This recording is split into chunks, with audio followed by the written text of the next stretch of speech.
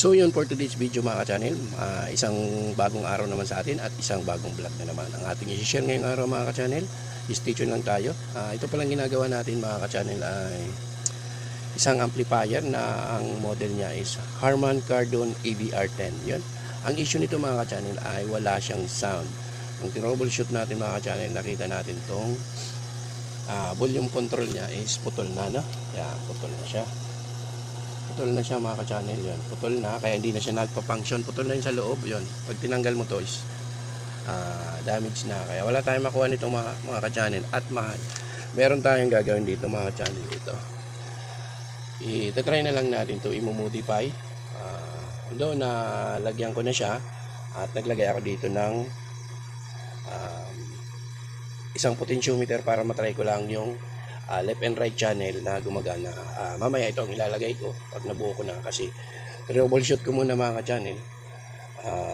Wala talaga siyang nilalabas na sound doon sa speaker out niya.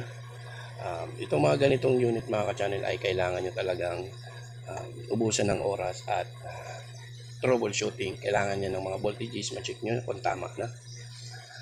Sa video ito mga ka-channel ay papakita natin kung ano ba ang ginawa natin dito, kung paano natin napalabas yung tunog.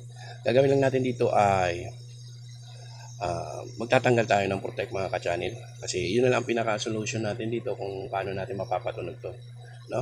Ang model nito is Harman Kardon AVR10. Yan. Gumamit tayo ng mga diagram para matrace natin. Pan-checking mga ka-channel, okay naman yung voltages niya, yung nandun sa diagram, okay naman yung voltages. At yung binibigay nitong mainboard niya ay parehas dun sa diagram, no? Ang nakuha natin ditong solution para gumana, pagtatanggal nga tayo ng protect mga ka-channel. Tara, let's go. Papakita ko sa inyo kung paano at alin dito or saan ba banda dito yung may protect na ganitong model, no? Let's go mga ka-channel.